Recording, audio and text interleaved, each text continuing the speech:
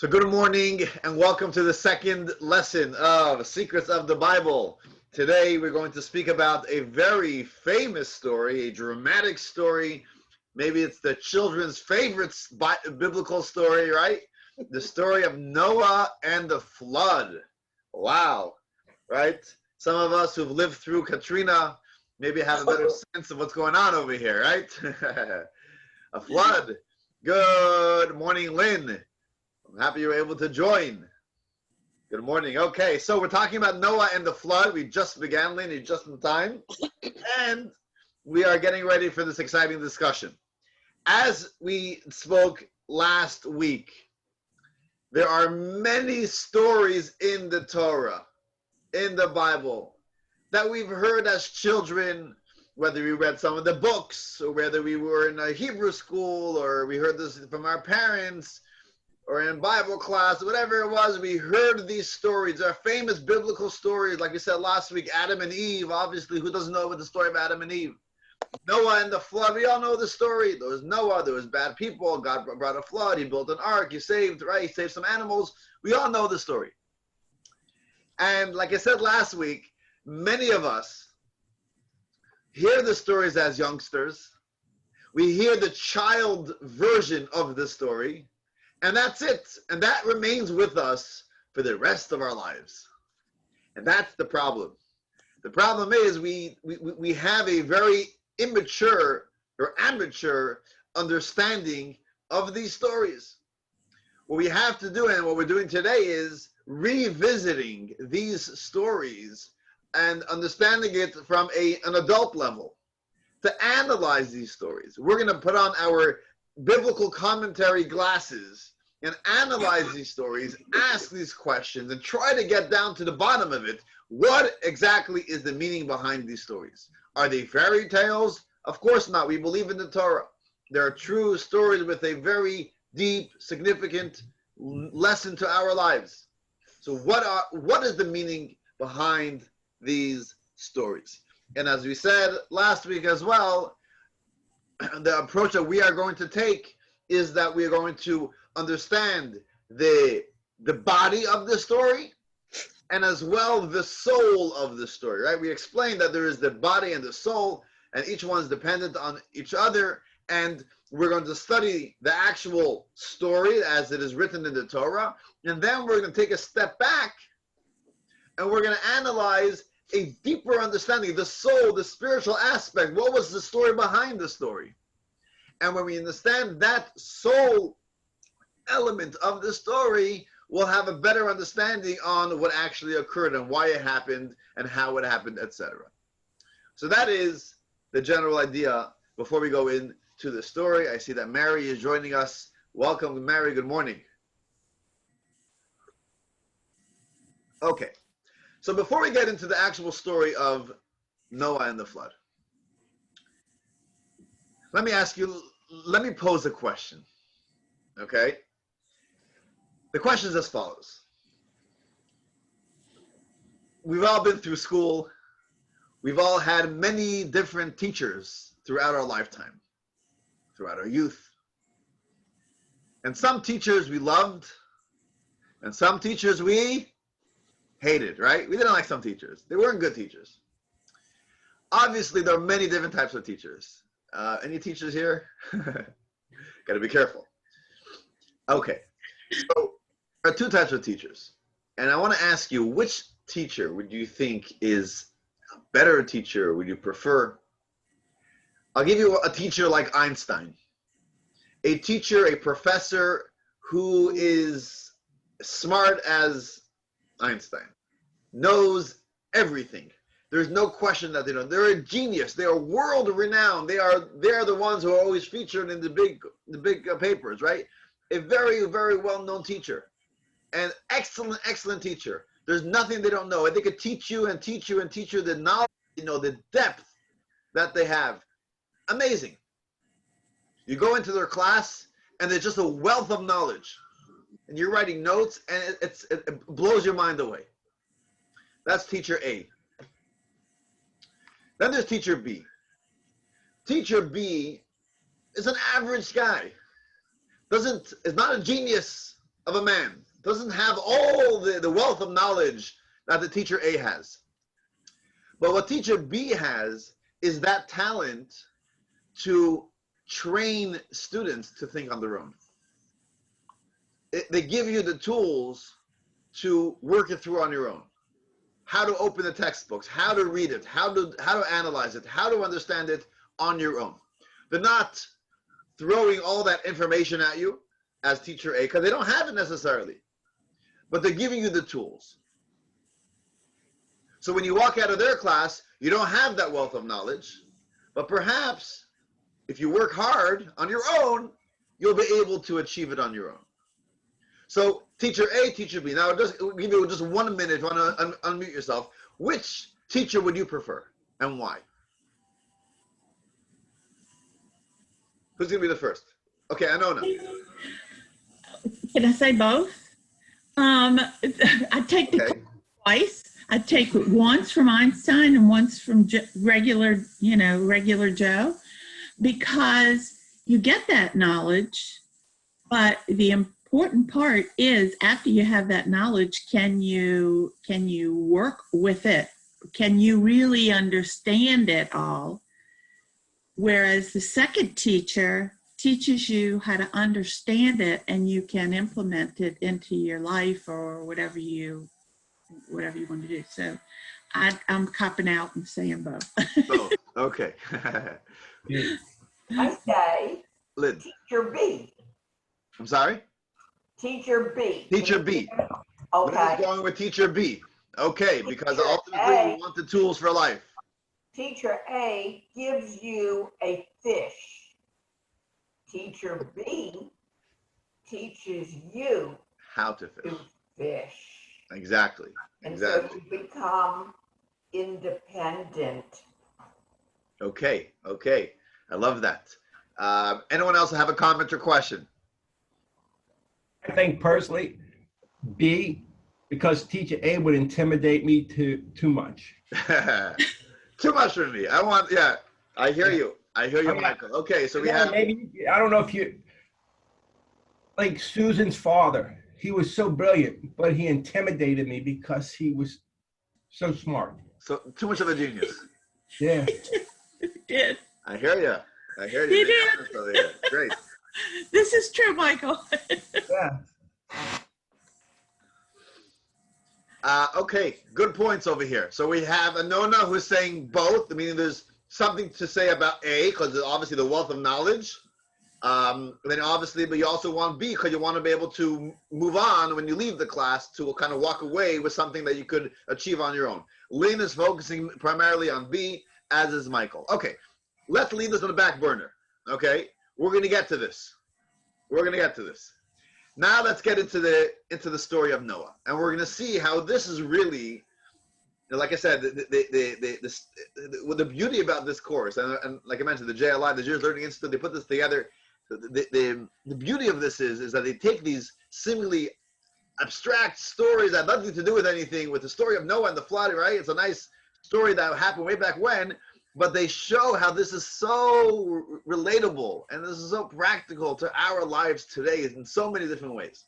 So let's put this teacher question on the side and let's get into the story of Noah. Okay, so we all know the story of Noah, but as we did last week, it's still important, I think, to reread the story as it is written in the text of the Torah, because there are nuances, there are details that that perhaps we haven't heard of or we haven't noticed. So I am going to see if I could share my screen and get this, what's it called?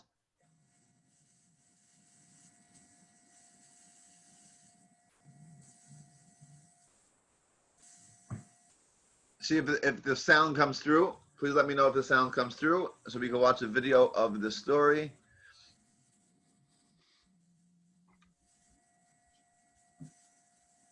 Okay, let me know if you hear the sound. Do you hear music? Yes. Yes. Okay, now, so this is the story of Noah. It's about a 5-6 minute video. Try to pay attention to the details. Also, If you have any questions on the story as you're listening to the story, maybe jot them down to try to remember it, and maybe afterwards we'll take 2 or 3 minutes to hear everyone's questions on these stories, okay? Here we go.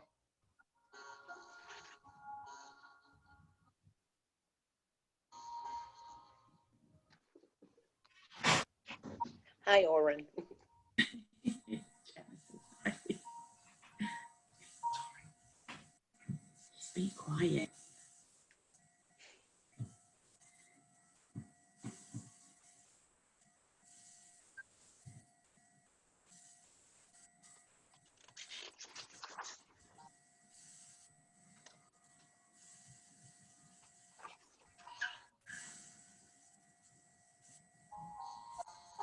I just want to point out that in the textbooks that I hope you all have, right, that I gave out, in the textbooks, this is all text 1A and 1B. So if you want to follow along, you can actually follow along in the text.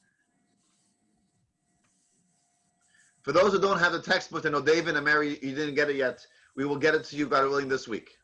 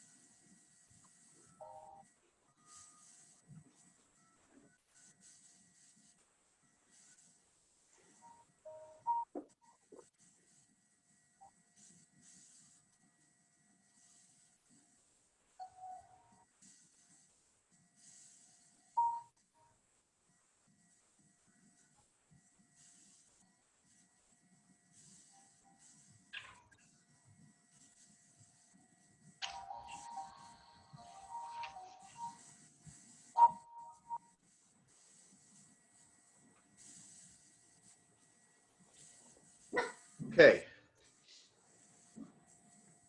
So that's the story. That's the story of Noah. Okay. So I want to open up just for about 2 or 3 minutes. If anyone has any questions on the story, obviously there are many questions on the story. It's a long story and lots of questions, and we're not going to be able to answer all the questions. But just let me hear some of the questions that you have, and then we'll answer some of them, I'm sure. Yes, Lynn. Rabbi, it says that the heart of man is evil from birth. How is a newborn's heart considered evil? I thought innocence was at birth. Great question. Lynn's asking, what does it mean that God, the heart of man is evil from birth?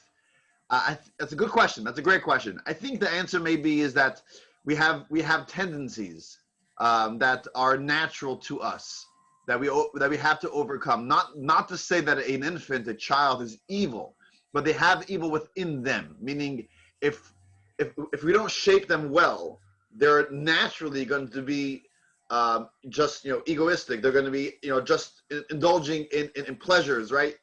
They're going to be thinking about themselves. They're going to get angry, right? That's just a natural. If we don't educate a person right, they have it within them. I think that's what it means. Not to say that that a toddler is evil. Please don't say that. But that's a good question, Lynn. Yes. Any other questions on the story? No reason to be shy. It's just us over here. Okay, so there are many, many questions, and we're not going to go through all the questions now. But just one of the big questions that comes to mind when you think about the story. Okay, so what happened? In other words, what happened? We're talking about 20 generations after Adam and Eve, right? This is whatever it is, how many years, 1,500 years or so that humankind has been on the face of this planet. And there has been lots of corruption, right? God saw the earth, and behold, it was corrupted. All flesh had corrupted its ways on earth, right? It was bad. There was robbery. There was cheating. There was lying. It was just people weren't behaving nicely, right? Corruption. So what happens? God says, you know what? I had enough of this. We're going to destroy the world. We'll save Noah and his family. We're destroying the world. Okay. Now, after that, there's a new world. Right now, we have Noah, his descendants. They populate the world, and now there's people again. Why? What changed? What changed after the flood? In other words, why can't it happen again? If it happened the first time, what is stopping it from it happening again, right? Now, just to explain things a little bit over here. We all know that we have free choice, right? It's a basic idea in life, right? That we are not controlled by anyone. We each make our own choices. That's where responsibility comes in, right? We have free choice. God gives us free choice. And because we have free choice, there's something very good about that we could choose to do the right thing, and it's obviously more appreciated when we chose to do the right thing. But at the same time, you're taking a risk because you could also choose to do the wrong thing, right? And if collectively we all choose to do the wrong thing, the entire society could become corrupt, right? It could happen, right? Why can't it happen? We all have free choice. If we all decide to be corrupt, we will be corrupt. And that's exactly what happened. And that's why God had to bring the flood. We all made wrong choices again and again and again. It got so bad, God says, you know what? I got to destroy these people. I can't continue this way. So the question is, well, what happens now? After the flood, we still have free choice. So why isn't it possible that we will just all make these choices again? And again, we will be so corrupt that God will want to destroy us. What changed? I want to give you a little of an example, and perhaps, I don't mean to confuse it, but this is something that came to mind, right? So I have a Samsung Galaxy. Okay. Now, some of you perhaps, what's the the counter to the Galaxy is the the iPod, right? Mhm. The iPhone, I'm sorry. The iPhone, the iOS, right? So there's the Android system, and then there is the iOS system, right? Who's tech savvy over here? David, you're tech savvy over here? So my understanding, and maybe I'm wrong, my understanding is that the iOS, Apple, makes it extremely, extremely hard to crack their codes, to break into their system. If you want to develop an app, or if you want to play around on the back end of the iOS system, it's extremely, extremely difficult. It's almost impossible to get in. It's almost impossible to crack the code. It's very, very secure. So if you want to do anything with it, you have to go through Apple. Now the Android is a little bit less secure. They give you a little more leeway. And if you know what you're doing and you're able to go to the back end of the phone, you are able to crack the code. You are able to kind of move things around, do your own apps. It's more flexible. They give you a little bit of your own independence. They give you some more room. But here's the problem. Problem is, what happens if you're in the back end of your Galaxy, of your Android, and you mess up? You make a mistake. What happens is the whole phone goes kaput. It shuts down. Now I call Android and I say, hey, I have an issue with my phone. They say, well, what did you do to it? Well, I went to the back end. I started playing around with it. They say, wait, listen, hey, that was your choice. You decided to play around with it. It shut down. We're not taking responsibility. You got to buy a new phone, right? We're not going to help you when you messed up over here. In other words, if you catch where I'm going with this, Apple doesn't give you a lot of free choice. They don't give you a lot of independence. You got to follow Apple's guidelines. Galaxy, Android, they give you your free choice. They give you some flexibility. But if you mess up, you mess up. We're not going to help you, right? So seemingly, this is the story of the free choice that God gives us. God gave us free choice. You could do the right thing, but I'm giving you the flexibility. You can do the wrong thing. But if you do the wrong thing, what happens is you mess up and you're kaput. You're dead. You're done. I'm not helping you out. I'm bringing you a flood. It's too far gone. So my question is, what exactly did the flood accomplish? Okay, you destroyed all the bad people, but now there's new people, and we have the same free choice. So what's the guarantee that we're not going to fall into the same hole, that we're not going to go down the same path? What's the guarantee that after the flood we are going to remain loyal to God and we're not going to make these bad choices? So in other words, just to back up a little bit, the question is a very simple question. The question is, what did the flood accomplish? You destroyed bad people, but now you have people again, same people with the same free choice. They can make the same bad decisions. So what do you accomplish? What do you gain? What do you change? If you have, I have one of the issues, the big issues in my life. I have many issues in my life. This is between me and you. But one of the big issues that I have is that in the lawn in front of our house, the grass, we have a lot of weeds, right? And my wife, what she loves to do is she comes home, she brings the kids home from school, and she spends 20 minutes picking the weeds. Problem is, what happens? A week later, 2 weeks later, they're back again, right? Until we realize, you know what? You got to spray with a weed killer. If you have a weed killer, it actually kills the roots. It kills the roots, and now you have a nice lawn. So God destroys the people, but we're still here. It's the same free choice, right? So you brought a flood, but what actually changed? What changed in the world? What changed in the human race? Why, in other words, why can't this happen again? That's my question, right? And I think it's a very fundamental question. When you step back and think about the general story, there are a lot of questions with the details of the story. Why this and why that? But this is a question on the whole story and the whole narrative, right? So it's a dramatic story. Kids love the story. But what exactly happened? What was the purpose? What was the purpose of the flood? What changed from before the flood to after the flood? So that's our question. Another question that maybe if we have time, I hope to get to was, how does the rainbow fall in over here? What's the connection to the rainbow? We love rainbows, but isn't the rainbow a natural phenomenon? Isn't it something that just happens when there's sun and there's clouds and there's rain, and then there's the reflection and it comes out to be a rainbow? Like, how is a rainbow a sign that God won't destroy the world again?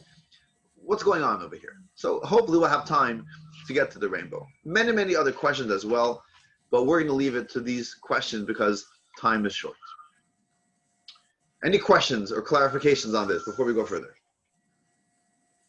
Okay, we're good? Awesome. Okay, so let's approach this with, like we said, with the neshama glasses. We're going to take a step back from the story, and we're going to talk about a concept that Hasidic teachings, Kabbalah teaches us. This is like the soul of the story. And when we understand the soul of the story, we'll have a whole new appreciation to the story of the flood. And many other details will fall into place as well. So, let me ask you this question. We are biblical scholars over here, and we're analyzing the stories of the Bible. Do we know of another story in the Torah that is very similar to the story of the flood? Adam and Eve. Lot. I'm sorry? Adam and Eve. Adam and Eve. The story of Adam and Eve, okay, in some ways is similar. Sodom, Gomorrah, and Lot, I would say, maybe. Gomorrah and Sodom and Gomorrah, where they destroyed the rock, okay. So let me tell you something. This is something that I think it's mind-boggling. The story that not necessarily the people realize, it's so connected and so almost like a parallel, a mirror image of the story of the flood. You don't see it at first necessarily, but once you start analyzing it, you can't see it otherwise. The story of creation. What? Yes, the story of creation. God created heaven and earth. God created this physical planet. Is the same story as the flood. Let me show you how. What's the connection, right? God is creating heaven and earth. Is the story of the flood being destroyed. What is the connection? Let me tell you the connection. Okay? In so many ways it's connected. Let's go through some of the parallels, some of the ways it is a parallel story. First of all, what does the Torah say? Before the world was created, what was there?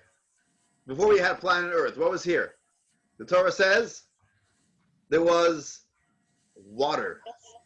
There was God's spirit, God's wind or God's spirit, and it was water. And then what emerges from the water? Dry land. Okay? So we have water and we have land. Water covering over the land.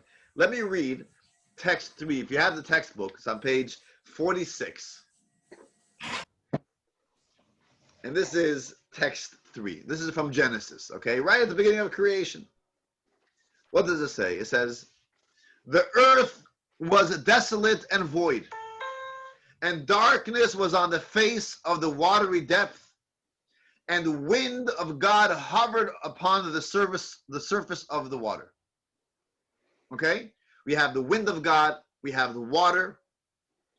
God made the firmament, the firmament, and he separated between the waters that are below the firmament and the waters that are above the firmament. Okay? Take note of these details. We have waters above, waters below.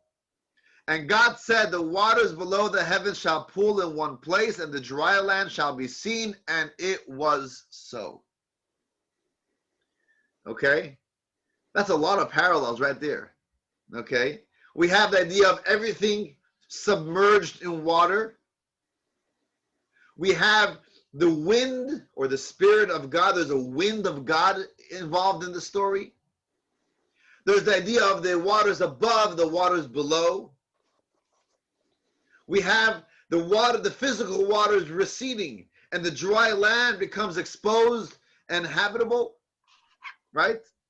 This is very similar in so many ways to the story of the ark. right? Who remembers? Who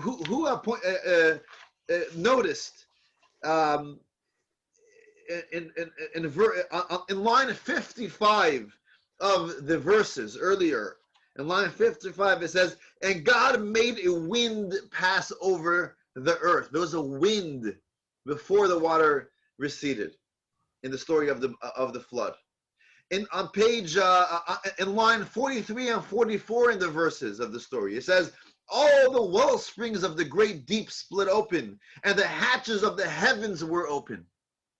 When there was the flood, it wasn't just raining from above. The reservoirs, the water from the deep, from within, from the ground opened up. It was raining from above and raining from below, similar to the waters of creation, above and below, right? There's so many parallels to how the world emerged from water. So too with the story of the flood. There was a wind and there was water covering over, and then eventually the water subsided and the dry land emerged. Okay, but there are more parallels. Okay, example. After this all happens, God gives a blessing to Adam and to Adam and Eve, the first humans, and he also gives a blessing to Noah and his families. It's almost in exactly the same blessing. If you look on page 47, we have the two blessings side by side. It's basically the same blessing: be fruitful and multiply and fill the earth and conquer it. It's the same blessing that God gives Adam, God gives Noah. Another parallel, and this is a little tricky. Language. What does that mean? What language do they speak? They spoke Hebrew. What language? How did God create the world? What did he use? He used a hammer? What did he use to create the world? A computer program? What did he use to create the world? His speech. He spoke. There shall be light, and there was light. This should happen here, and this should happen there, and it happened, right? It was all through talk, through speech, through word, through language. That's what God uses. Noah was saved. What did Noah go into to save himself? An ark. Do you remember the word ark in Hebrew? How do we say ark in Hebrew? The word is teva. Teva means an ark. Teva also means a box. Teva also means a word. In Hebrew, a word is a teva. Now, a word is like a box. Like a box holds something in it. So for the words, the letters of the word hold meaning, right? When you say something, when you say kisei, which means a chair, it's made up of three letters, but it has meaning, right? If I say table, right? Table is just 5 letters, but it's a box. It holds meaning. It means something. It means the table, right? So teva, an ark means, the Hebrew word for an ark is teva, which means language, which means words. So we have this parallel as well. God used words to create the world. God uses words, a teva, to save Noah. Okay? Parallel number 4. A utopia. Utopia, okay? What does it mean, utopia? Adam and Eve, who mentioned Adam? Anona mentioned Adam and Eve. They were in a utopia. They were in Gan Eden. They were in heaven. It was only purely good and right. That's what it was. That was their reality. There was no evil in their reality. Only after they sinned did they have evil, etc. Like as we spoke last week. It was in a utopia. Noah in the ark. It was a utopia. We know that when Noah was in the ark, imagine that. You have 2 of every species of animals. What happened? Was it World War I or pre-World War I? No. Animals lived like the Messianic era, when the wolf will dwell with the lamb, and the calf and the lion will live together. That is what was happening in the ark. It was peaceful. It was a utopia. It was like the time of Messiah. It was a beautiful. That is why, by the way, Noah didn't want to leave the ark.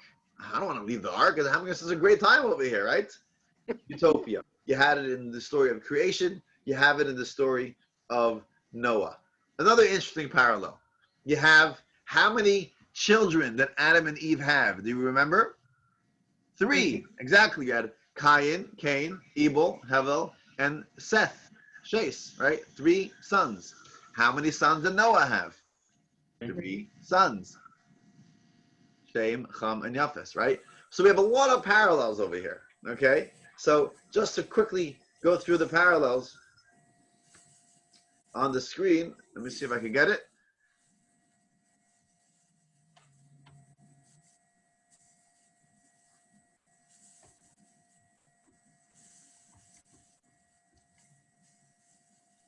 Okay, so here are the parallels, right? The creation story.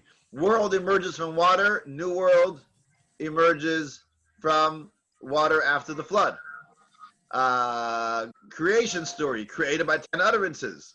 Ark story, regenerated from the Teva, which is language.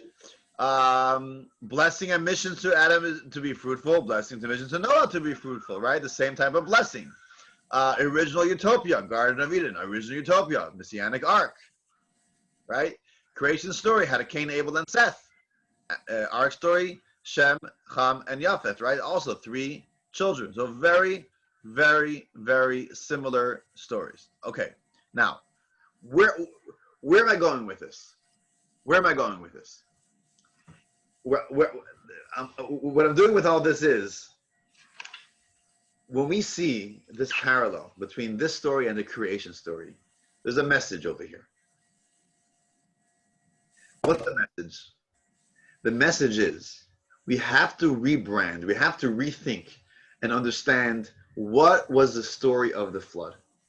The story of the flood, the way we generally understand it, the story of the flood is, it's a story of destruction.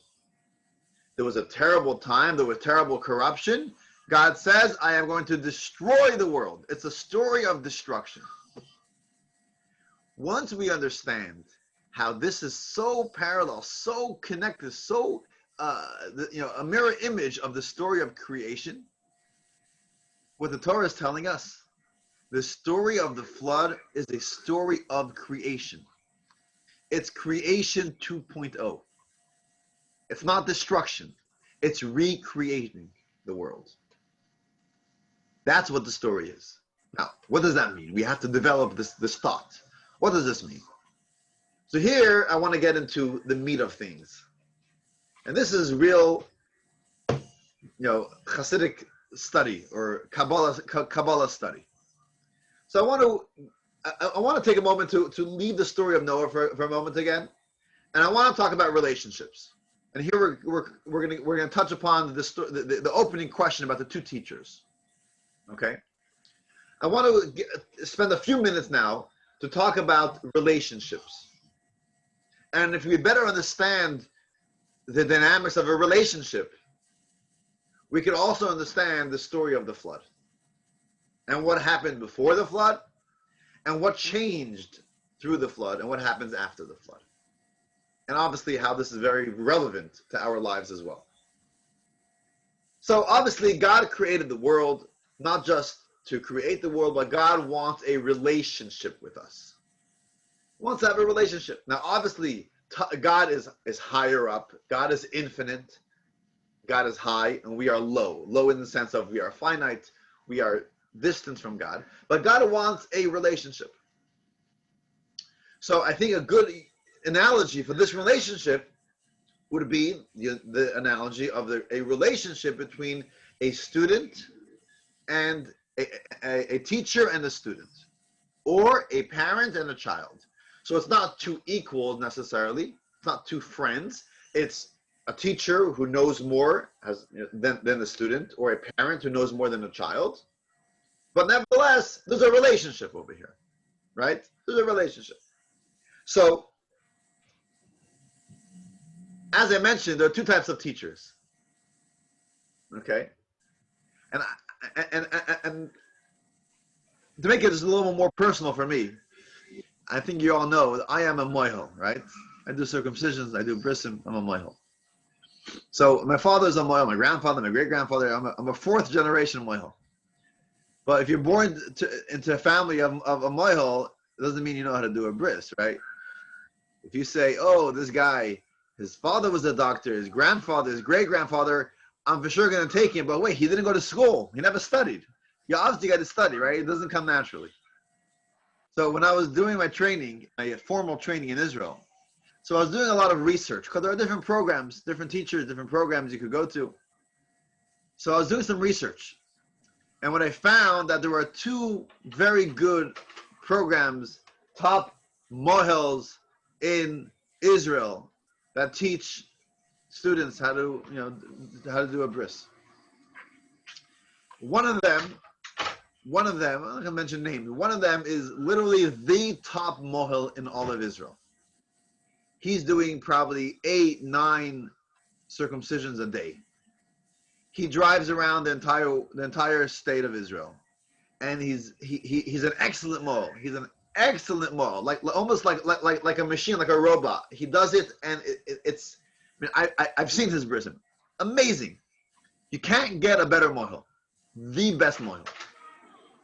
But the issue that I found with this mohel when I was doing some research is that he's a terrible teacher. He's a terrible teacher, meaning he's a great mohel, and if you observe him for a few days, you've seen it all. I mean, you've seen perfection. And any situation, the most complicated brisim, he's able to do it. He's a terrible. But the problem is he doesn't know how to teach. And I spoke to some of his students, and they told me, I think it was a mistake that I went to him. I've seen the best mohel. I've seen every case, every complicated case, but I walked out and I wasn't confident that I know how to do the bris alone by myself. It's not. And then I researched someone else, a different mohel, and what I gathered from the second mohel is, yes, he's a good mohel, a very good mohel. But his expertise is not necessarily that he's an amazing mohel, it's that he is an amazing teacher. He has patience, he knows how to teach, he knows how to explain things, he knows how to make sure that you are doing a good job, that you know what to do in these situations, that you're going to be on alone. And I guess what? I actually chose the second teacher. I chose the second teacher, and I was very happy with my decision. I did also observe, while I was in Israel, I did have the opportunity to observe Mohel A, and I was really blown away the way he did it. Really an amazing job. But I was still glad I went with Mohel 2. But the point that I'm trying to bring over here is, I'm going to use some words that the Kabbalah uses, okay? There is a top-down relationship, and then there is a bottom-up relationship, okay? Top-down, bottom-up.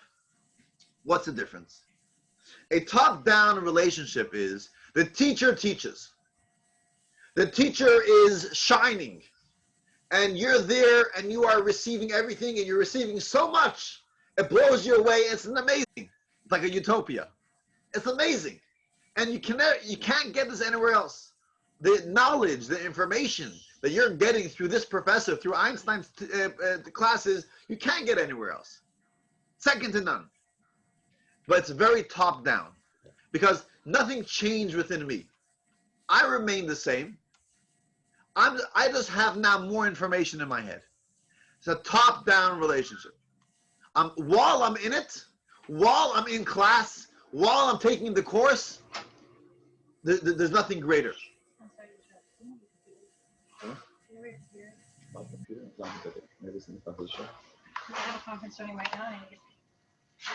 I'm sorry about that. While you're in it, while you're in the class, it's amazing. There's nothing like it. But it's top down. Then there's a bottom-up relationship. A bottom-up relationship is, it's like you say, your average Joe teacher. It's a mediocre, it's a decent teacher. Has good information, teaching me well. But what they excel in is they give me the tools that I need to study on my own. They train me. They train my thought process. They teach me how to think. They teach me how to study. They teach me how to research. They teach me. They give me the tools that where I could study and study and study, and on my own, even when I leave my class, I should be able to study, right? So that is what we call a bottom up. The teacher is teaching me how to study. Okay. Now I want to read text 6. Okay. Text 6 kind of talks about these two types of methods in this relationship between student and teacher. Text 6 is on page 52. We can better understand the difference by using the example of a teacher imparting ideas to a student. One approach is that the teacher explains the idea to the student, but does not train the student to understand it on their own. The second approach is that the teacher provides the student with the tools by means of which the student can study and understand the idea on their own. Each of these approaches have an advantage over the other. In regard to the personal development of the student, the second approach is better, as only this approach imparts the ability to independently learn and understand. But in regard to the quality of the reception of the idea itself, the first approach is better, because the way that the student understands the idea on their own is inferior to how the teacher teaches it. Okay, you understand that? So the second paragraph over here tells us that there's actually an advantage to method A, to the top down, because the information is pure, the information is deep and profound, a lot more profound than the student alone will ever come to. Right? If I have to study on my own, I'm never going to be an Einstein. I'm never going to have that great professor, that the deep understanding. I'm going to have whatever I'm able to achieve. So there's an advantage to model A.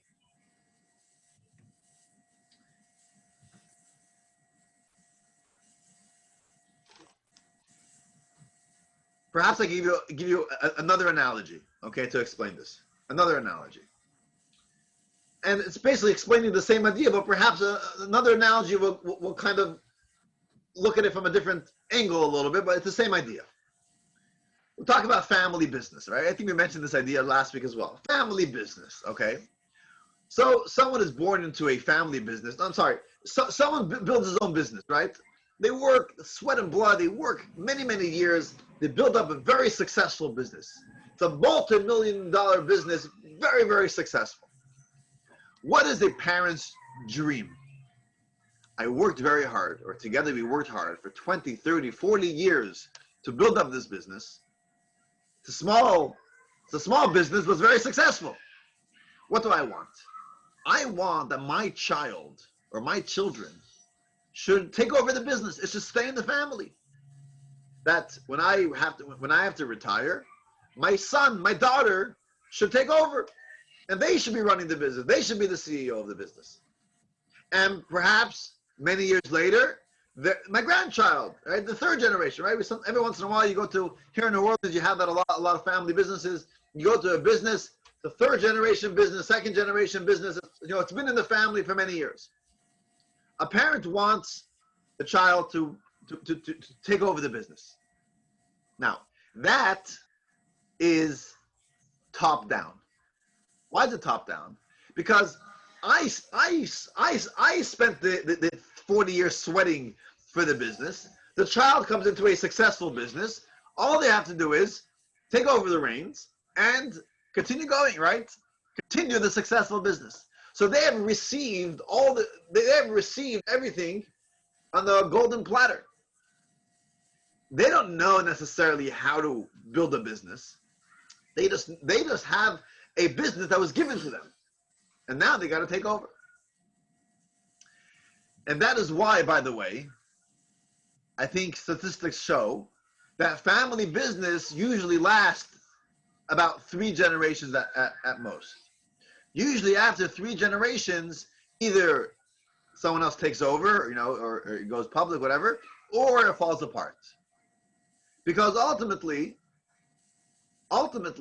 if it's top down, if someone, they didn't go to business school, they haven't really been out there and had that experience to build a business on their own, it only works while you're in class, right? While you're there, it works. But like, I'm jumping back between the two analogies. Like the analogy of the student, right? If you walk out of class for a little bit, if you're sick and you missed a week, it's gonna be impossible to catch up because you don't know how to catch up. You have no tools. If you're in teacher B's class and you miss a week, I know how to research. I know how to study. I was given the tools. I could catch up. But if I'm in teacher A's, the top-down teacher's class, and I miss a week, that's not good. If I miss it, I'm gone, right? So too, if I'm in the family business, and while I have the money, while it's going well, of course I could lead the business. But if I fail a few times, if too many things goes wrong, I don't know how to steer the ship. I don't know how to get it back on track, right? I'm just doing it because it's going well, right? And that is why usually it does not last. Okay, so this is a story about relationships, top down, bottom up. Now let's see how this plays a role in the story of the flood. Okay, this is the soul. This is the neshama. This is the soul of the story. God has a relationship with us. There are two methods in this relationship between us, finite human beings, and God, the infinite human being. There's a top-down relationship, and there's a bottom-up relationship. Okay, you following me? Mm-hmm. Before the flood, pre-flood era, was a top-down relationship. What does that mean? It means as follows. And it might be hard to relate to this type of relationship because we don't have it today. But this was the pre-flood relationship. And that is, in order to be spiritual, in order to be godly, in order to be following in God's ways, we had to be very much involved, in tune with Judaism, with godliness. And while we were there, while we were opening up our minds, opening up our hearts, and having that godliness penetrate, shine into us, it was a utopia like none other. It was great. It was like sitting in the class of Einstein. It was beautiful. It was so spiritual. And it was nothing greater than that. That's what it was. However, because it was top down, God did not give us the tools how to deal with the world around us. Anything materialistic, anything that was ungodly was a distraction and an impediment to my relationship with God. And that is why it was extremely difficult to remain loyal to God. We know a handful of people that succeeded at this. For example, have you heard of Enoch, or Chanoch in Hebrew? Enoch. It says Enoch was a righteous man. He lived before Noah. And God took his life early. Why? Because God knew that it wouldn't last. He had to be separated. He had to be secluded. Even the most basic things of doing business with others, being out there in the business world, dealing with others, dealing with family, working the world, working the ground, eating, drinking, all these mundane acts, materialistic acts, which are nothing wrong with it, but they are not godly. These were a impediment. These were a distraction to our relationship with God. It was like the student who left class for a little bit. They missed out and they can't make it up. So too, human beings who lived before the flood, it was a top-down relationship. It was, we are part of our family business. But as soon as something messes up, it was extremely difficult to get back on track. And that is why, over the generations, there was more and more corruption, and it was just getting worse and worse.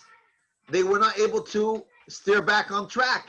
There was no way of repentance. There was no way of getting back, because God did not give us the tools of how to deal with the materialistic world around us. It was a top-down relationship. While we were close to God, if we were able to open up our hearts to God, it was great. But if we messed up, there was no way getting back. This was the model. This was the model that God created. And because it was so bad, it destroyed itself. The world destroyed itself. It got so corrupt. What did God say? I'm not going to destroy the world. The world is already destroyed. God says, I am going to recreate the world. What happened with the flood is not that God destroyed the world. God recreated a destroyed world. The world destroyed itself. God said, this world is so destroyed, it cannot get back onto track. The only thing I could do is creation 2.0.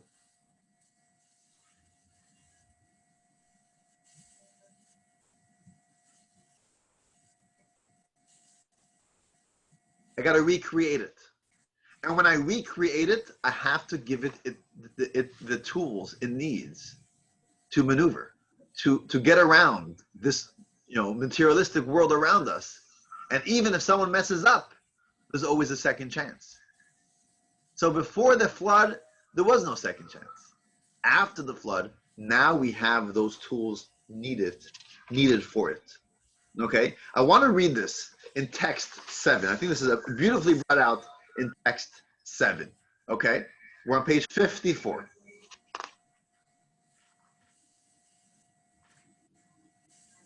The goodness that the world possessed before the flood derived not from its own nature, but from the fact that it was so created by God. Therefore, when the sins of the generation of the flood corrupted the world to such an extent that the earth was filled with violence, there was no longer any purpose to its existence. The world had fallen so low and had so far distanced itself from its creator that the divine desire for a world was withdrawn. Okay? On the other hand, after the flood, the world possessed the ability to elevate and refine itself on its own. Therefore, even when it falls to a very lowly state, it can repent and lift itself up. This is why God made a covenant that never shall all flesh be cut off, and never again will there be a flood, regardless of the world's moral state. Okay? We asked the question, what changed? What changed? Okay, so the world was corrupt. God destroys the world, and now there's the same world with the same free choice. It's a big difference. God didn't destroy the world. God recreated a destroyed world. Now creation 2.0 is a different creation. We know that the waters is also the idea of refinement, of purification, like a mikvah, right? We go to a mikvah and we purify ourselves. The floods of Noah was like a big mikvah. It purified the world. And then God recreated a world that's more refined. In which way is it more refined? It's more refined because now we're the student of teacher B. Now we are someone who has the tools and we know how to deal with a world around us. And we know how, even if we get off track, we know how to repent. We know how to use the world around us for godliness. The world is more refined. Now the world is more of a recipient. It's more of a vessel for godliness. Everything changed. It's a new world. It's not the same creation just after the flood. It's a new world. It's a refined world. It's a world that's not an impediment to our relationship with God. Right? It's like a difference between a toddler and a teenager. Okay? A toddler needs the parents. Right? I have a toddler at home, or a few toddlers at home. needs a parent, right? The toddler needs a parent for the basic needs, for eating and drinking and getting dressed. The toddler can't, go outside and be safe. They might run into the street. They might get lost, right? A toddler needs a parent. If a toddler wanders out of the house, it's dangerous. He or she may never come back. You got to go out there and look for it, right? On his or her own, a toddler won't be able to get back on track. A toddler needs parents to guide it. That was the situation before the flood. We were like toddlers. While we were home, while we were close to God, while we were doing the right thing, it was great. Toddler is having a great life. Everything it needs, it has. The parents are hugging and kissing it, giving it food, giving it all that it needs. But if the toddler messes up, the toddler leaves on its own, it's the worst thing. That was pre-flood. After the flood, we're like teenagers. I don't have a teenager yet, but I read in the books that some teenagers rebel. Is that true? Yeah. Teenagers rebel. Now, a teenager might stomp out of the house. I'm done with this. I hate my mother. I hate my father. They're the worst parents I ever had, right? And walks out, right? They rebel. It happens. Fact of life. Now, what are the chances that this teenager is going to come back on his or her own? Chances are high. Because guess what? Yes, they're old enough to rebel, but they're also old enough that they know how to navigate the world and how to make the right choice to come back, because they know ultimately this is where I belong. This is the best for me, right? So post-flood, now we are teenagers. Do we rebel against God? Sure, we make mistakes or deliberately make mistakes. We sometimes we make bad decisions. We sometimes sin. We are far from God. But now we are a teenager. We know how to get back. We have the chances. We know God gives us the tools. Now you're not a toddler anymore. I recreated you as a teenager. Now you could come back because I'm teacher bottom up. I gave you the tools you need to do your own research, to do your own work, right? You went to college now. Now you have a degree in business. Now you can go into the family business and be successful, right? I'm jumping through all the analogies, but it's all the same idea that now on our own we are able to come back. That is what the flood accomplished. Okay? So now that we understand the soul of the story, the whole story of the flood is not a child story. It's a profound message. It's the difference between our relationship with God, where it's just us, being a recipient of God's light, or is it a story of us working on our own to come close to God? Are we going to be the one sitting in the class listening to God's lecture? Nothing greater than God's lecture. Or now what we have to do is, it's not about listening to God's lecture. It's going out there and studying and learning and breaking your head and figuring out that that's the way we become close to God. Right? Through achievement, through toil, through working hard. But it's possible, which it wasn't possible before. Before, there was no way. If I missed class, if I wasn't listening to that lecture, if I fell asleep, if I sinned, if I made a mistake, I'm done. I can't work hard and catch up. It wasn't possible. Now we do have that ability. The Creation 2.0 gave us that ability that we could study, we could work hard. If we break our heads, God gave us the ability to repent if we made a mistake, to achieve and come close to God, have this relationship with the God, bottom up, through our own achievement. Now, we're kind of out of time already, but just because I mentioned this was basically the idea of the rainbow. The idea of the rainbow was actually, today it's a physical phenomenon. But what the Kabbalah tells us, I think this is fascinating. What the Kabbalah tells us, that before the flood, there was no phenomenon of rainbow. There was no rainbow. Even though it is a natural occurrence, right, with the sun and the shine and the clouds, this occurrence did not happen before the flood. Why? Because I'm not a scientist, but what my understanding of a rainbow is that what happens is the shine, the ray of the sun into the droplets of water, drops of water vapor that's suspended in the atmosphere, as it passes through the droplets, the ray, I guess, is like bent and deflects in such a way that the original white light from the droplets turn into different colors, right? The gist of things, not to get into the great details of how a rainbow works, but the gist of things is that if the droplets are very coarse, they're very thick, then they don't turn into colors, right? There's no rainbow.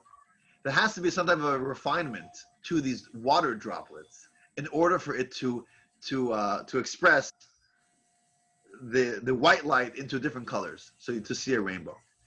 So the physical world was more coarse before the flood. So there was no phenomenon of a rainbow. After the flood, even the water droplets in the sky were refined. The flood refined the world, that even the water droplets in the sky was also refined. So now we have the natural occurrence of a rainbow, something that was not possible before. And also the rainbow, we know it comes from evaporated water that comes from below, which is also the symbolizing the idea that now it's bottom up. Now our relationship with God begins from within. You can't just say, hey, give me a lecture. We got to work hard. We have the ability to achieve on our own. We miss class, we can go to the library and we could study on our own. The idea of the rainbow is a bottom up. The water comes from below, above, and then we have the shine from above that shows the rainbow. So ultimately, God created in one method, right? He started off like the family business. Of course, I want my child to take over the business. He started off the creation with top down. Perhaps that could have worked, but it failed. It failed so badly that God says, you know what? I got to just start over. I'm bringing a flood, and I'm starting creation 2.0, and now I'm creating a new world. I'm creating a new world that is refined. I'm creating human beings that have the tools to repent, to change, to study on their own. And now, when we have two together, we have the ark, we have Noah, who's kind of a little bit of a glimpse from the past, right? He's bringing with us the great light of God from before the flood. And with everyone else from after the flood, like who said, Anona said, together, ultimately, both together is really what we want. We want to achieve on our own. We have the tools to do it on our own, but we also want to have every once in a while that lecture from that great professor, right? We want both. So this is where we're at now. Today we have both. We're post-flood. We have the tools that we need to have this relationship with God. We have the tools that even if we mess up, we are able to repent. We are able to get back in line. We can study Torah on our own. You have that. We are able to see godliness in the world around us. The world around us is not an impediment to God. Eating and drinking, doing business, family life is not a distraction from God, because we are post-flood. At the same time, we also have God's light.